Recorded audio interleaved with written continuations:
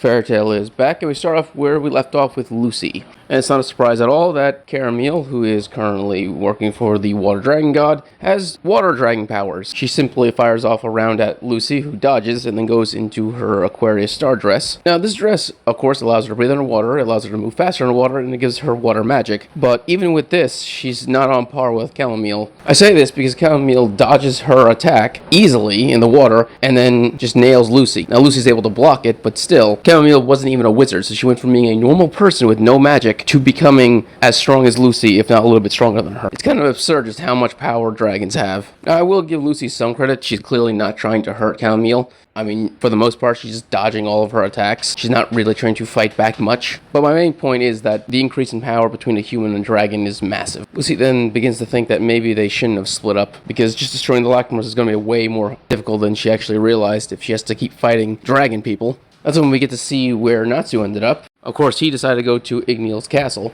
Natsu starts calling out to Igneal, but he's just not there. In fact, there doesn't seem to be anyone there. There just ends up being one dude still left there, and that is Brian. Originally, his name was translated as Brain, but I guess because they already have a character named Brain, they decided to change it to Brian, but whatever. And yes, Brian is in fact a dragon now, just like Chamomile. So he has most of his human features left, he just has dragon parts put on. This is important because if you just full on turn into a dragon human, that lizard creatures, you lose your personality and basically your entire mind, and you just become a mindless drone that attacks everything. So who gets to be a mindless drone, who gets to keep the control over themselves is determined, I'm assuming, by how close you are to the dragon god. Because once again, Chamomile had zero magical power, so if it was determined on strength, she should have been turned into a mindless drone. She didn't. He then opens up his head mouth, yes, we're going to do that again now, and fires a fire blast at Natsu, and Natsu's not able to eat it, which doesn't make any sense. He says the reason why I can't eat it is because these flames are disgusting, but Natsu should be able to eat all fire, especially dragon fire.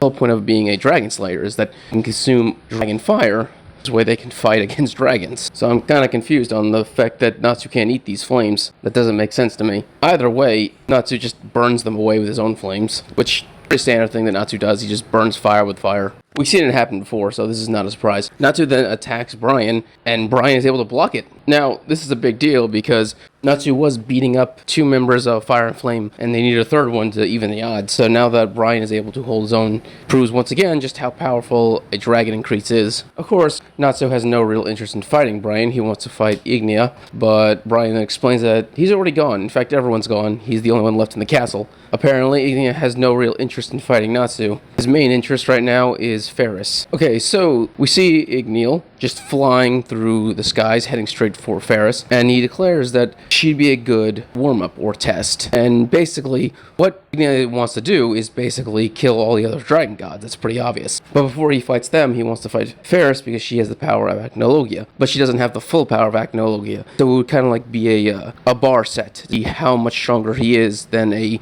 person who's leeching off the power of Acnologia. Also, he's scared of Acnologia. Like, whenever Ferris revealed her magical power, he was trembling in fear. Like, he is able to mask that fear by mocking Ferris, but it's clear he just wants to get rid of what he sees as the biggest threat at the moment.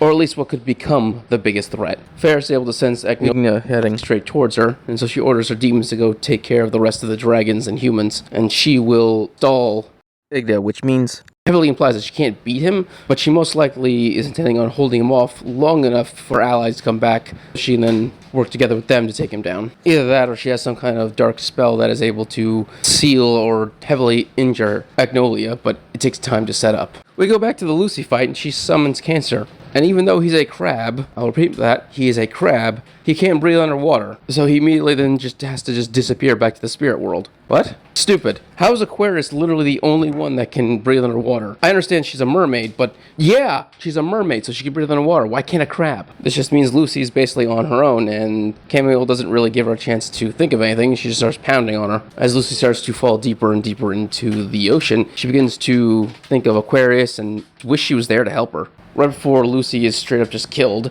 that is when Brandish in an oxygen mask just comes out of nowhere and saves her. She's not in her giant form, but she's not normal size either. She's like semi-big, and she just kicks Chamomile in the face. At first I was thinking, has Brandish been following them this entire time while they were on the 100 Years Quest? Because she was there during the Water Dragon arc, she was there during the Wood Dragon arc, but then I realized, okay, no, the last time we saw her was in the Dragon arc, but she wasn't actually at the Golden Owl Guild. She was somewhere else, and Lucy just happened to switch bodies with her.